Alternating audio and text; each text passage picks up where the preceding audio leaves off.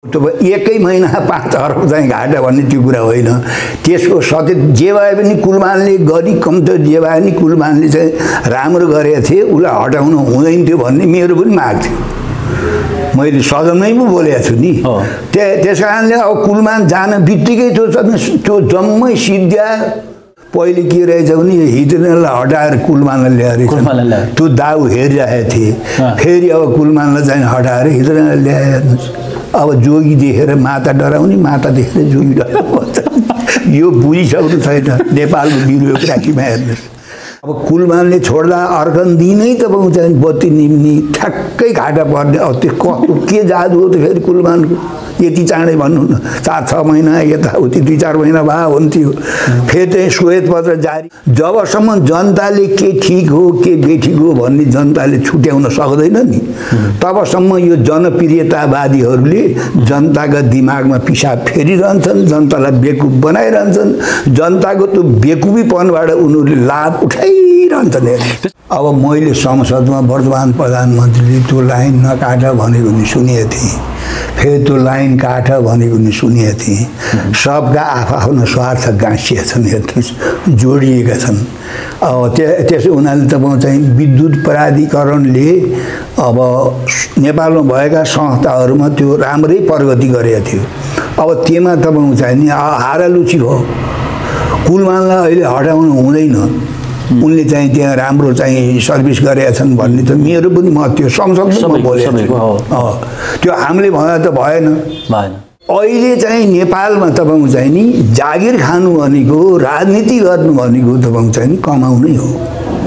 विशुद्ध राष्ट्र र जनतालाई शिरमा राखेर तपाईँको चाहिँ नि काम गर्ने तपाईँको चाहिँ कमै होलान् मान्छेहरू। तपाईँको चाहिँ जनताले पनि गलत गर्छन्। नेपालमा पनि त्यही होइन, नेपालमा पनि तपाईँको चाहिँ अहिले जसले घुस खाए भन्छन्, भ्रष्टाचार गर्छन् भन्छन्, कसले पठाएको त?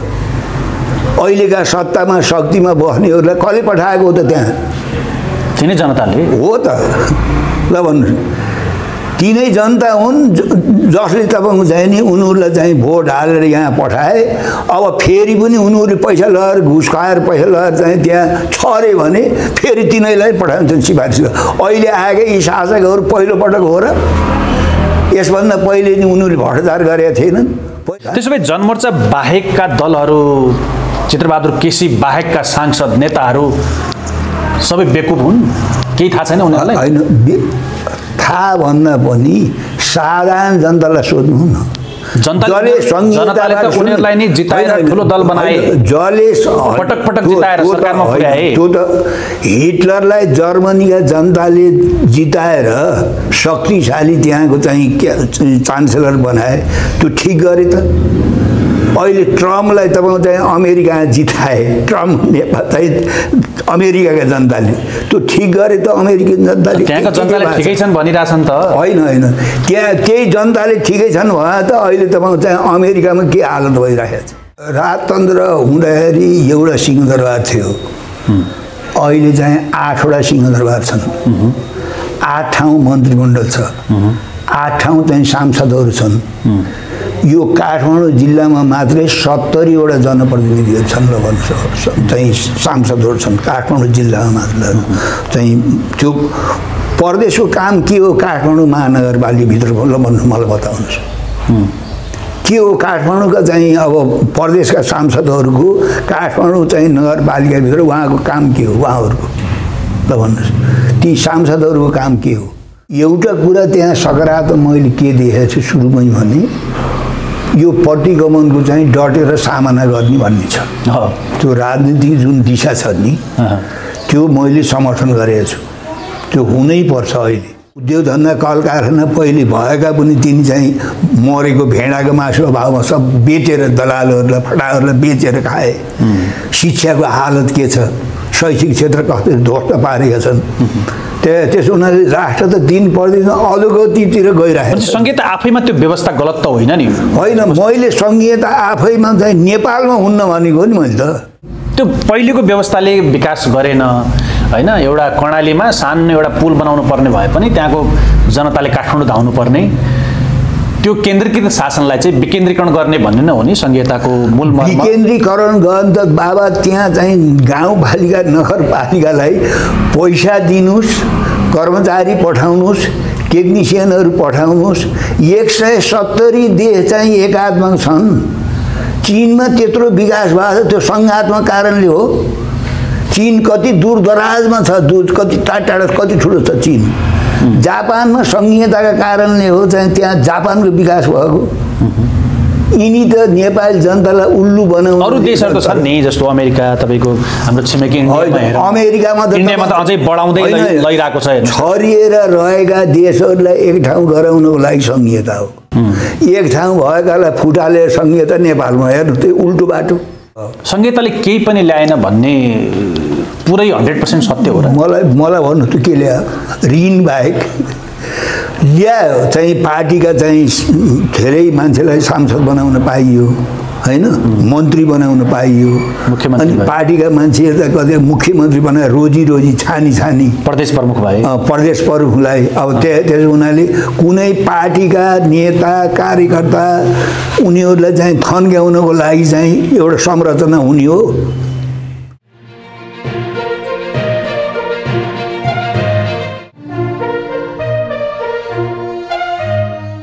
मानिसज्यू नमस्कार, हार्दिक स्वागत छ। धन्यवाद। केपी शर्मा ओली नेतृत्वको सरकारले जो नीति तथा कार्यक्रम ल्यायो संसदमा पेश गर्यो भनौँ राष्ट्रपतिद्वारा, अब त्यसलाई चाहिँ सत्ताधारी दलले नेपाली कङ्ग्रेसबाटै पनि पूर्ण रूपमा समर्थन जस्तो देखिएन। शेखर कोइरालाले त यो एकलौटी भयो, यो सरकारै छोड्नुपर्छ भन्ने खालको प्रतिक्रिया बाहिर आइसकेको छ र अन्य सांसदहरूले पनि, तिनीहरू केन्द्रीय कमिटीको बैठकले पनि त्यहाँ धेरै सांसदहरूले चाहिँ एकलौटी एमालेकरण गर्यो भन्ने खालको कुराहरू बाहिर आइरहेको छ। त्यो सँगसँगै प्रतिपक्षमा रहेका माओवादी लगायतका दलहरूले पनि यो केही पनि छैन भन्ने खालको भयो। खास गरी तपाईँको दल र तपाईँले यो नीति कार्यक्रमलाई कसरी हेर्नु भएको छ? अरू त्यहाँ कुरा त अब यथास्थितिवादी नै छन्। पहिले जे आउँथे त्यही छ हैन। एउटा कुरा त्यहाँ सकारात्मक मैले के देखेको छु सुरुमै भने, यो प्रतिगमनको चाहिँ डटेर सामना गर्ने भन्ने छ। त्यो राजनीतिक जुन दिशा छ नि, त्यो मैले समर्थन गरेको छु। त्यो हुनै पर्छ। अहिलेको यो सरकारले त्यति भन्ला भन्ने पनि थिएन मलाई, होइन। त्यसो भने राजनीतिक दिशा ठिकै छ कि यो प्रतिगमनको, लोकतन्त्र गणतन्त्रको जो विरोध भएको छ त्यसको सामना गर्नुपर्छ भनेर चाहिँ त्यो राजनीतिक दिशा चाहिँ त्यो पनि नीति तथा कार्यक्रममै आउनुपर्ने हो र सरकारको? होइन, त्यो त नीति हो नि। त्यो नीतिमा त्यो नीति हुनु पर्यो त। नीति भएर न त्यो कार्यान्वयन गर्ने हो भोलि। त्यो ठिकै छ। त्यो त्यसबाहेक अरू केही पनि छैन नयाँ कुरा? अरू त के यथास्थितिवादी छ नि त। म चाहिँ बजेटै छैन। अब तपाईँ चाहिँ पहिलेका चाहिँ त्यो विभिन्न जुन ठुला आयोजनाहरू तिनमा तपाईँ चाहिँ बजेटै छैन। कालीगण्डै कोरिडोरको तपाईँ चाहिँ ठेकेदारहरूलाई दिन 1 अरब 40 करोड अब बाँकी छ। अब त्यसमा तपाईँ चाहिँ अब बजेटै एकदम कम छ। अब त्यो योजनै तपाईँ चाहिँ बन्द हुने खतरा छ। अब चाहिँ त्यहाँ काम गर्ने मजदुरहरूले, ठेकेदारहरूले अब हामीसँग पैसा माग्छन्। अब सरकारले तपाईँ चाहिँ त्यो कालीगण्डै कोरिडोरको लाई जुन बजेट राख्नुपर्ने त्यो बजेट एकदम न्यून छ। त्यो बजेटले चाहिँ केही पनि गर्न सक्दैन। भनेपछि जनमोर्चाको तर्फबाट पनि यो सरकारका नीति तथा कार्यक्रम प्रति सहमति छैन भन्ने हो? छैन। सबभन्दा ठुलो कुरा त तपाईँ चाहिँ संविधान संशोधन गर्ने भनेका छन्। संविधान संशोधन गर्न यतिका चाहिँ 9 महिना भइसक्यो। खै त संविधान संशोधन गर्नु भने त्यो कुरा यो आसमा आउनु पर्थ्यो त। कृषिको चाहिँ जुन आधुनिकीकरण गर्नुपर्ने हो, कृषि क्रान्ति गर्नुपर्ने हो, शिक्षाको कुराहरू, शिक्षाको कुरा हो, कृषिको कुरा हो। विभिन्न क्षेत्रमा त बजेटै छैन, त्यस्तो नीति नै छैन। यहाँका चाहिँ नेपालीका चाहिँ खेतबारी सबै बाँझा छन्। अब बाहिरबाट बहुराष्ट्रिय कम्पनीबाट सारा खाद्यान्न ल्याउने, त्यही बाहिरबाट ल्याएको चाहिँ आयातबाट चाहिँ त्यहाँ भन्सार लाएर त्यसैबाट चाहिँ कर्मचारी मोटाउने, त्यसैबाट देश चलाउने भने त देश त अधोगतिमा गइरहेको छ। त्यसो भए भोलि अब संसदबाट नीति तथा कार्यक्रमहरू पास गर्नुपर्ने होला। अब यहाँहरूले पनि संसद सुरु भएपछि त्यसमा भएका विभिन्न विषयमा आफ्ना कुरा राख्नु होला। अब जो सत्ताधारी दलको प्रमुख घटक भनौँ कङ्ग्रेसबाट यो खालको चाहिँ नीति तथा कार्यक्रममा असन्तुष्टि आउनुलाई कसरी लिन्छ? काङ्ग्रेसभित्र एउटा काङ्ग्रेस छैन नि। त्यहाँ काङ्ग्रेसभित्र प्रतिपक्षी छ नि। एक सुन्नु न, एक थरीले के भन्थे भने काङ्ग्रेस र एमाले चाहिँ मिलेर सरकार बनाउनु पर्छ भने कोशीमा त्यो प्र्याक्टिस पनि गरे, प्रदेशमा गरेन। अब अहिले फेरि काङ्ग्रेस र एमाले मिलेर सरकार बनाउनु पर्छ भनेर जसले पहिला पहिला उफ्रन्थे, अहिले तिनी फेरि चाहिँ एमालेसँग मिलेर हाम्रो अस्तित्व समाप्त भयो, काङ्ग्रेस चाहिँ एमालेको चाहिँ ऊ भयो, लङ्गौटियो यार भनेर भनिरहेका छन्। त्यसो हुनाले उनीहरूको चाहिँ त्यो प्रजातन्त्र हो। त्यो नेपाली काङ्ग्रेसभित्र जुन चाहिँ गुटबन्दी गर्न पाइन्छ, अब मन लागेको कुरा जहाँ काङ्ग्रेसको आन्तरिक लोकतन्त्र हो भन्न खोज्नु भएको, आन्तरिक लोकतन्त्र हो त्यो गुटबन्दी गर्ने अनि सत्ता र शक्तिको लागि बार्गेनिङ गर्ने। भोलि योले संसदबाट पास हुने कुरामा कहीँ कतै प्रभाव पार्न सक्छ? होइन, हुइप जारी गर्दा त उनीहरू खचाखुचु भइहाल्छन् नि, हुइप त मानिहाल्छन्। फेरि त्यो त अहिले चाहिँ कतिलाई मन्त्री हुन नपाएको चाहिँ तोड छ, मन्त्री हुन नपाएको तोड छ, कतिलाई चाहिँ आफ्नो चाहिँ चुनावमा चाहिँ मद्दत गरेको मान्छेलाई ठेकेदारलाई ठेक्का दिन नसकेको चाहिँ तोड छ। विभिन्न चाहिँ त्यहाँ उनका चाहिँ स्वार्थ छन् नि। शेखर कोइराला अलि बढी चर्को रूपमा विरोध गरिरहनु भएको छ भने चाहिँ उहाँलाई त्यही पीडा हो तपाईँले भने जस्तै? है, त्योभन्दा नि पीडा उहाँलाई चाहिँ अब सभापति हुने चाहिँ चाहना छ महाधिवेशनमा, होइन, पहिलो महाधिवेशनमा उहाँ पराजित हुनुभएको। त्यसो हुनाले उहाँको सबभन्दा चिन्ताको कुरा के हो भने अब सभापति हुने कुरा हो। उहाँको आफ्नो पार्टी छ, त्यहीँभित्र पनि काङ्ग्रेसभित्र प्रतिपक्षी छ, त्यस्तो हो नि। अब प्रधानमन्त्रीज्यूले पनि आफ्ना सांसदहरूसँग चाहिँ संसदमा भोलि हाम्रा नीति तथा कार्यक्रमको विषयमा कहीँ आलोचना भयो भने तत्काल त्यसको प्रतिवाद गर्नुहोस् भन्ने हिसाबले निर्देशन दिइसक्नु भएको छ। भनेपछि उहाँ आफै पनि मेरो नीति तथा कार्यक्रममा भनौँ, मेरो नेतृत्वको सरकारको नीति तथा कार्यक्रम त्यति जनतामुखी छैन भनेर त्यसको अभिव्यक्ति हो त्यो आफ्ना दलका सांसदहरूलाई थाहा छ नि। अब चाहिँ अब सबभन्दा ठुलो खर्च त साधारण खर्चमा गएको छ, अर्बौं रुपियाँ चाहिँ साधारण खर्चमा छ। त्यो 7वटा प्रदेशको काम के हो, ती मन्त्रीहरू काम के हो, ती सांसदहरूको काम के हो? अब पुँजीगत बजेट चाहिँ केले हुन्न भने साधारण खर्चमा गएको छ। त्यो चाहिँ मुख्यमन्त्रीहरूलाई भैँसी पार्टीमा त्यत्रो दरबार बनाउने हो? ल भन्नुहोस्, नेपालीका छोराछोरीहरू यहाँ चाहिँ काम माम नपाएर तपाईँ चाहिँ सारा अरबको खाडीमा विदेशमा, अब यहाँका शासकहरूले तपाईँ चाहिँ नि अब मुख्यमन्त्रीहरूलाई चाहिँ काठमाडौँ ल्याएर बासे बसाल्नु थियो भने त एउटा दरबार बनाएर त्यहाँ 7वटा फ्ल्याट गराइदिए भइहाल्थ्यो नि। 7वटा घर किन चाहियो? 7वटा दरबार। अझ त्यो बुटोलको भन्नु न, त्यो लुम्बिनीको बनी बनायो त्यत्रो बुटोल ऐतिहासिक सहरलाई छोडेर उहाँ चाहिँ लमैमा लगेर तिनी चाहिँ 7वटा सिंहदरबार बनाएको देख्नु भयो त्यहाँले। त्यसो हुनाले यिनलाई यही सङ्घीय प्रणालीले खान्छ। हेर्नुहोस्, सङ्घीय प्रणालीका कारणले तपाईँ चाहिँ जुन एउटा खर्च छ नि, ठुलो खर्च, अब यिनी प्रदेश हटाउन पनि सक्दैनन्, किनभने यिनले खुसी राजीले प्रदेश ल्याएका त होइनन्। नेपाल र नेपालीहरू हित हुन्छ प्रदेश ल्याएर प्रदेश बनाएर भए त होइन। तपाईँको त्यो राजनीतिक एजेन्डा पनि जनमोर्चाको भएको कारण तपाईँले संहिताको विरोध गर्नुहुन्छ। संहिताले केही पनि ल्याएन भन्ने पुरै 100% सत्य हो र? मलाई भन्नु त के ल्यायो? ऋण बाहेक ल्यायो चाहिँ पार्टीका चाहिँ धेरै मान्छेलाई सांसद बनाउन पाइयो, होइन, मन्त्री बनाउन पाइयो, अनि पार्टीका मान्छे कतै मुख्यमन्त्री बनाएर रोजी छानी प्रदेश प्रमुख भए, प्रदेश प्रमुखलाई। अब त्यसो हुनाले कुनै पार्टीका नेता कार्यकर्ता उनीहरूलाई चाहिँ थन्क्याउनको लागि चाहिँ एउटा संरचना हुने हो। त्यसो भएको हुनाले प्रदेशको निश्चित भूगोलका जनताको आवश्यकता, त्यहाँको विकास, त्यहाँका सम्भावनाहरूको विषयमा के भयो त? काम भयो त प्रदेश बन्यो, औद्योगिक कृषि क्रान्ति कति भयो, कृषिमा चाहिँ सरकारले कति रकम छुट्याएको छ अहिले। उद्योग धन्दा कल कारखाना पहिले भएका पनि तिनी चाहिँ मरेको भेडाको मासु अभावमा सब बेचेर दलालहरूलाई फटाहरूलाई बेचेर खाए। शिक्षाको हालत के छ, शैक्षिक क्षेत्र कसरी ध्वस्त पारेका छन्। त्यसो हुनाले राष्ट्र त दिन पर्दैन अधोगतितिर गइरहेको छ। संहिता आफैमा त्यो व्यवस्था गलत त होइन नि? होइन, मैले संहिता आफैमा चाहिँ नेपालमा हुन्न भनेको नि मैले त। त्यो पहिलेको व्यवस्थाले विकास गरेन हैन। एउटा कर्णालीमा सानो एउटा पुल बनाउनु पर्ने भए पनि त्यहाँको जनताले काठमाडौँ धाउनु पर्ने, त्यो केन्द्रीकृत शासनलाई चाहिँ विकेन्द्रीकरण गर्ने भन्ने नै हो नि संहिताको मूल मर्म। विकेन्द्रीकरण गर्न त बाबा त्यहाँ चाहिँ गाउँपालिका नगरपालिकालाई पैसा दिनुस्, कर्मचारी पठाउनुस्, टेक्निसियनहरू पठाउनुस्। 170 देश चाहिँ एकात्मक छन्। चीनमा त्यत्रो विकास भएको छ, त्यो सङ्घात्मक कारणले हो।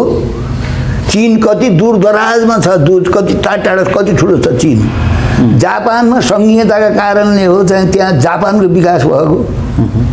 यिनी त नेपाली जनतालाई उल्लु बनाउनु। अरू देशहरू त छन् नि, जस्तो अमेरिका, तपाईँको हाम्रो छिमेकी अमेरिकामा त अझै बढाउँदै लैरहेको छ। छरिएर रहेका देशहरूलाई एक ठाउँ गराउनको लागि सङ्घीयता हो। एक ठाउँ भएकालाई फुटालेर सङ्घीयता नेपालमा हेर्नु, त्यो उल्टो बाटो। सङ्घीयता आइसकेपछि कर्णालीमा विकास भएन। कति किलोमिटर बाटो पिच भयो, कतिवटा पुल बने, कतिवटा कलेजहरू। सङ्घीयता आएपछि हुँदै रहेछ। सङ्घीयताले जति यो देशलाई चाहिँ ध्वस्त पार्यो, आर्थिक रूपले जति ध्वस्त पार्यो, जति भ्रष्ट भए नेताहरू, तब तपाईँको योभन्दा बढी कम चाहिँ नोक्सान भएको थियो। त्यसो हुनाले राजतन्त्र कालमा पनि स्थानीय तहको जुन विकास गाविस लगायतका जुन संरचना थियो त्यसको खर्चको तुलनामा त यो संहिता अलिक कम खर्चिलो जस्तो छैन, हामीले त्यो अङ्कमा हिसाब गर्ने हो भने।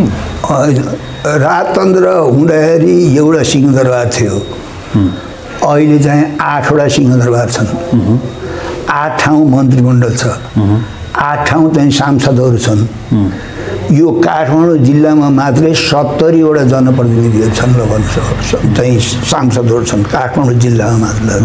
चाहिँ त्यो प्रदेशको काम के हो काठमाडौँ महानगरपालिकाभित्र ल भन्नु मलाई बताउनुहोस्। के हो काठमाडौँका चाहिँ अब प्रदेशका सांसदहरूको काठमाडौँ चाहिँ नगरपालिकाभित्र उहाँको काम के हो, उहाँहरूको ल भन्नुहोस्। ती सांसदहरूको काम के हो, ती संसदका चाहिँ ती मन्त्रीहरूको काम के हो, प्रदेशका बागमती अञ्चलका। त्यसो भए जनमोर्चा बाहेकका दलहरू, चित्रबहादुर केसी बाहेकका सांसद नेताहरू सबै बेकुफ हुन्, केही थाहा छैन उनीहरूलाई? होइन, थाहा भन्दा पनि साधारण जनतालाई सोध्नु न। जनताले त उनीहरूलाई नि जिताएर ठुलो दल बनाए, जसले पटक पटक जिताएर सरकारमा पुर्याए। त्यो त हिटलरलाई जर्मनीका जनताले जिताएर शक्तिशाली त्यहाँको चाहिँ चान्सेलर बनाए, त्यो ठिक गरे त। अहिले ट्रम्पलाई तपाईँ चाहिँ अमेरिका जिताए, ट्रम्प नेपाल चाहिँ अमेरिकाका जनताले, त्यो ठिक गरे त अमेरिकन जनताले। त्यहाँका जनताले ठिकै छन् भनिरहेछन् त। होइन होइन, त्यहाँ त्यही जनताले ठिकै छन् भने त अहिले तपाईँ चाहिँ अमेरिकामा के हालत भइरहेको छ।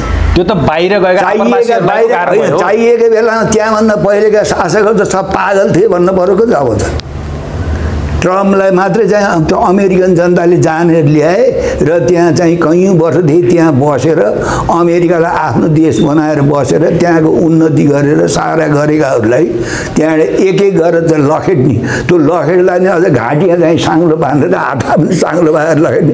ती जनताले अमेरिकन जनता पूर्व घोषित नीति थियो नि ट्रम्पको, उसले त आफ्ना घोषणा पत्रमै भनेको थियो त, म आप्रवासी नीति यस्तो गर्नेछु होइन, फर्स्ट अमेरिका होइन, फर्स्ट नेसन भनेर उसले त नारै गरेको त। त्यो मन पराए अमेरिकी जनताले जिते। ठिक हो त, अमेरिकाले चाहिँ युक्रेनलाई आर्थिक सहायता किन गरेको रहेछ त्यो त अहिले बुझ्नुभयो होला नि तपाईँले।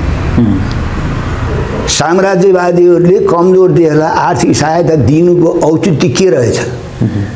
त्यहाँको खनिज पदार्थलाई देखेर हो। नेपालमा पनि जुन साम्राज्यवादीहरूले यहाँ आर्थिक सहयोग गर्छन्, कतिपय राजनीतिक पार्टीहरूले उनको प्रार्थना गरेर स्तुति गरेर थाक्दैनन् नि। उनीहरूले नेपालीहरू गरिब भए, नेपालीहरूको चाहिँ शिक्षा क्षेत्र राम्रो भएन, स्वास्थ्य क्षेत्र राम्रो भएर होइन। उनीहरूले यहाँ तपाईँ चाहिँ हामीलाई फर्सिदिन्छन्, उनीहरूले खसिरहन्छन्। यहाँका प्राकृतिक जनताले पनि गलत गर्छन् भन्ने हो यहाँको विषय हो त। जनताले पनि तपाईँको चाहिँ जनताले पनि गलत गर्छन्। नेपालमा पनि त्यही होइन, नेपालमा पनि तपाईँको चाहिँ अहिले जसले घुस खाए भन्छन्, भ्रष्टाचार गर्छन् भन्छन्, कसले पठाएको त? अहिलेका सत्तामा शक्तिमा बस्नेहरूलाई कसले पठाएको हो त? त्यहाँ तिनै जनताले हो त। ल भन्नुहोस्, तिनै जनता हुन् जसले तपाईँको चाहिँ नि उनीहरूलाई चाहिँ भोट हालेर यहाँ पठाए। अब फेरि पनि उनीहरूले पैसा लगाएर घुस खाएर पैसा लगाएर चाहिँ त्यहाँ छ अरे भने फेरि तिनैलाई पठाउँछन् सिफारिस। अहिले आएकै यी शासकहरू पहिलोपटक हो र? यसभन्दा पहिले नि उनीहरूले भ्रष्टाचार गरेका थिएनन्, पहिले पनि बदनाम भएको थिएनन्। तर जनताले पटक पटक जिताइरहेछन्। कुनै देशको चाहिँ विकास हुनको लागि, परिवर्तन हुनको लागि खालि चाहिँ नेता मात्रै चाहिँ दोषी हुन्न नि। त्यो देशका जनता पनि, त्यो देशका जनता नि हुन्छन्, मिडिया पनि हुन्छन्, र तपाईँ चाहिँ त्यो देशका नेता यी तीन थरी हुन्छ। ठिक छ, म अर्को विषय प्रवेश गर्छु। अब यो विद्युत प्राधिकरणमा कुलमानलाई हटाइसकेपछि हितेन्द्र देव साक्य आउनुभयो। उहाँ आइसकेको करिब 1 महिनापछि श्वेतपत्र जारी गर्नुभयो। त्यो आवश्यक थियो या थिएन, त्यो अर्को पाटोको विषय भयो चर्चाको लागि। अब उहाँले मलाई अलिक काम गर्न सहज होस्, आखिर प्राधिकरणको अवस्था के छ भन्नका लागि मैले श्वेतपत्र होइन, श्वेतपत्र त अरूले पनि मागेका थिए। त्यो श्वेतपत्र आउँदैमा के आपत भयो र? त्यसो हुनाले तपाईँको चाहिँ कुलमान जाँदा जाँदै रातारात चाहिँ यो चाहिँ विद्युत खतम भयो भन्ने पक्षमा म छैन। हेर्नुहोस्, कसरी सेटिङ त भयो भन्ने जनताले भनिरहेछ नि सर, तपाईँले फिल गर्नु भएको छ दिनमा 3-4 पटक भन्न त लाखौँ जनताले रवि लामिछाने चोखो छ, यसलाई चाहिँ थुन्नु उ गर्नु यो ठुलो अपराध हो भनेर भनिरहेको छन्। हेर्नुहोस्, त्यो ठिक हो, तपाईँ ठिक लाग्छ। रवि लामिछाने विशुद्ध चाहिँ सहकारीमा नबुझेको भए उनको पक्षमा मै कराउँथेँ, मै कुरा गर्थेँ नि त। त्यसो हुनाले जनताले भन्छन्, त्यसो हुनाले यो सत्य जनताले सबै कुरा बुझेर गर्छन्, मैले भन्दिनँ। आखिरी यो समाज बदल्नको लागि जनताको नि महत्त्वपूर्ण हात हुन्न। जबसम्म जनताले के ठिक हो के बेठिक हो भन्ने जनताले छुट्याउन सक्दैन नि, तबसम्म यो जनप्रियतावादीहरूले जनताका दिमागमा पिसाब फेरिरहन्छन्, जनतालाई बेकुफ बनाइरहन्छन्, जनताको त्यो बेकुफीपनबाट उनीहरूले लाभ उठाइरहन्छन्। त्यसमै श्वेतपत्रमाथि के छ यहाँको टिप्पणी? नै श्वेतपत्र जारी गर्नु त राम्रो हो नि, त्यहाँको स्थिति के हो? अनि फेरि कुलमान हुँदासम्म चाहिँ झन्डै 47 अर्ब फाइदामा हुने प्राधिकरण, कुलमान आउने बित्तिकै 1 महिनापछि झन्डै 5.5 अर्ब घाटा बनाइने हो। त्यो 1 महिना 5 अर्ब चाहिँ घाटा भन्ने त्यो कुरा होइन। त्यसको सचेत जे भए पनि कुलमानले गरी कम त जे भए पनि कुलमानले चाहिँ राम्रो गरेका थिए, उसलाई हटाउनु हुँदैन थियो भन्ने मेरो पनि माग थियो। मैले सदनमै पो बोलेको छु नि। त्यस कारणले अब कुलमान जान बित्तिकै त्यो जम्मै सिद्ध्या र कुलमानकै कारणले मात्रै विद्युत त्यस्तो भएको भन्ने कुरा नि होइन। त्यहाँ त चन्द्र शमशेरको पालादेखि चाहिँ विद्युतमा काम हुँदै आएको छ नि, यति लामो समयदेखि। तर नि त्यस कारणले सत्य कुरा के हो भने अहिले चाहिँ नेपालमा तपाईँको चाहिँ नि जागिर खानु भनेको, राजनीति गर्नु भनेको तपाईँको चाहिँ नि कमाउनै हो। विशुद्ध राष्ट्र र जनतालाई शिरमा राखेर तपाईँको चाहिँ नि काम गर्ने तपाईँको चाहिँ नि कमै होलान् मान्छेहरू, कर्मचारी तन्त्रमा पनि, मिडिया तन्त्रमा पनि, राजनीतिक पार्टीहरूभित्र पनि। मूल कुरा के हो भने आफ्नो सोर्याक कसरी पर्छ, आफूलाई फाइदा कसरी हो, त्यसका कारणले देश यो अविगत भयो। हेर्नुहोस्, जस्तो भन्ने जो उहाँले हितेन्द्र देव साक्यले आफ्नो अभिव्यक्तिमा भनौँ श्वेतपत्र जारी गर्दाखेरि उहाँलाई त्यहाँ उपस्थित पत्रकारहरूले कुलमान घिसिङ गइसकेपछि लोड सेडिङ भएको जनताले भनिरहेका छन् होइन, 3-4 पटक दिनमा बत्ती गइरहेको छ, अनि डेडिकेटेड ट्रङ्क लाइनको जुन बक्यौता उठाउनु पर्ने छ 22 अर्ब, त्यो विषयमा चाहिँ तपाईँको खास के हो, त्यो कुराहरू आइरहेको छैन भनेपछि उहाँले त्यसको कुनै सन्तुष्टिपूर्ण भनौँ जवाब दिन सक्नु भएन। त्यसमा विवाद छ। हेर्नुहोस्, अब मैले संसदमा वर्तमान प्रधानमन्त्रीले त्यो लाइन नकाट भनेको नि सुनेको थिएँ, फेरि त्यो लाइन काट भनेको नि सुनेको थिएँ। सबका आफ्नो स्वार्थ गाँसिएका छन्। हेर्नुहोस्, जोडिएका छन्। अब त्यसो हुनाले तपाईँ चाहिँ विद्युत प्राधिकरणले अब नेपालमा भएका संस्थाहरूमा त्यो राम्रै प्रगति गरेको थियो। अब त्यसमा तपाईँ चाहिँ नि हारालुची हो। कुलमानलाई अहिले हटाउनु हुँदैन, उनले चाहिँ त्यहाँ राम्रो चाहिँ सर्भिस गरेका छन् भन्ने त मेरो पनि मत थियो। संसदमा बोलेको त्यो हामीले भन्दा त भएन होइन। त्यस कारणले कुलमानलाई हटाएर अर्को ल्याउँदाखेरि जे फाइदा थियो ती फाइदा लिन चाहनेले अब त्यो गरिहाल्छन्। त्यो तिनीहरूले चाहिँ गरेको गल्ती नै भए पनि फेरि पैसा लगाएर भोट लिन जाँदाखेरि उनीहरूले आउँछन् सधैँ राम्रा इमान्दार शासक बनेर। समस्या त यहाँ नै छ। तर त्यो पैसा बक्यौता उठाउनका लागि चाहिँ हितेन्द्र देव साक्यले त्यो खालको कुनै न कुनै म यो हिसाबले योजनागत रूपमा यसरी अगाडि बढ्छु भन्न सक्नु पर्थ्यो। त्यसमा एकदम गुमराह जस्तो होइन, त्यो किन के अप्ठ्यारो आइपर्यो होला उहाँलाई? खास स्वार्थ होला नि त। कुनै न कुनै स्वार्थले काम गरे भने फेरि पहिले के रहेछ भने हिटलरलाई हटाएर कुलमानलाई ल्याएर त्यो दाउ हेरिरहेको थिए फेरि अब कुलमानलाई चाहिँ हटाएर हिटलरलाई ल्याए हेर्नुहोस् अब जोगी देखेर माता डराउने माता देखेर जोगी डराउँछ यो बुझिसक्नु छैन नेपालको ब्युरोक्रासीमा हेर्नुहोस् अब एक थरीले फलानु चाहिँ देवता हो फलानु राम्रो हो भन्छन् अर्का थरीले बेठीको भन्छन् यथार्थ सत्य तथ्य त अब चाहिँ छानबिनले थाहा होला होइन त्यस कारण जस्तो मान्यज्यू म करिब अन्त्यतिर पनि छु जस्तो अब श्वेतपत्र मार्फत प्राधिकरण घाटामा छ अब 10 अर्ब ऋण लिनु पर्यो भन्ने कुराहरू आए अब लोड सेडिङका कुराहरू भए अब यो कुराहरू आउँदै गर्दाखेरि यदि साँच्चीकै फाइदामा थियो प्राधिकरण भने श्वेतपत्र मार्फत घाटामा भनेर देखाइयो त्यसको तत्काल प्रतिवाद गर्नु पर्थ्यो होइन कुलमान घिसिङले के लाग्छ यहाँलाई नै कुलमानले त प्रतिवाद गरेकै थिएन होइन अस्ति जुन श्वेतपत्र जारी गरिसकेपछि कुलमानमाथि त एक खालको आरोप आयो नि जस्तो जनताले जसरी उहाँलाई बुझिरहेका थिए प्राधिकरणलाई एउटा झन्डै घाटामा डुबिसकेको प्राधिकरणलाई चाहिँ फाइदामा ल्याउने कुलमान घिसिङ उनी हटिसकेपछि 1 महिनाभित्रै चाहिँ घाटामा गयो भनेर जुन खालको श्वेतपत्र जारी गरियो घाटामा यो 1 महिना यो त उहाँको स्वयं उहाँको छविलाई पनि गएको होइन हेर्नुहोस् पहिलेदेखि त्यहाँ विभिन्न स्वार्थ समूहको चाहिँ लडाइँ छ त्यहाँ हेर्नुहोस् बुझ्नु भएन हजुर त्यो त्यहाँ चाहिँ कर्मचारीहरू चाहिँ शिकार हुन्छन् मुख्य कुरा हामीले त्यो बुझ्नुपर्छ राजनीतिक पार्टीहरूले तपाईँको चाहिँ आफ्नो चाहिँ एउटा त्यहाँ गोटी बनाउँछन् अब कुलमानले छोड्दा अर्कन दिनै तपाईँको चाहिँ बत्ती निम्नी ठ्याक्कै घाटा पर्ने अब त्यो कस्तो के जादु हो त फेरि कुलमानको यति चाँडै भन्नु न 4-6 महिना यताउति 2-4 महिना भए हुन्थ्यो फेरि चाहिँ श्वेतपत्र जारी गरेको नि किनभने श्वेतपत्र भनेको त्यहाँको स्थिति के हो जे छ अवस्था त्यो देखाउने त्यो देखाउने हो त्यो त हामीले नि मागेको थियौँ श्वेतपत्र के भनेपछि त कुलमान झुट कि हिडनदेव साक्य झुट भन्ने कुरामा कन्फ्युज भयो नि सर होइन तपाईँको चाहिँ नि कुलमानबाट फाइदा उठाउनेले कुलमान ठिक भन्छन् हितेन्द्रमानसित चाहिँ लाभ उठाउनेले हितेन्द्रमान ठिक कुलमान बेठिक भन्छन् यो कुरा आखिरी अब सत्य तथ्य चाहिँ अब अनुसन्धान गरेर मान्यज्यू हजुरलाई चाहिँ यो बिचमा कुलमानले केही कुराहरू प्रतिक्रिया दिनुपर्छ भन्ने लाग्छ यहाँलाई कुलमानले त्यो श्वेतपत्रको विषयमा केही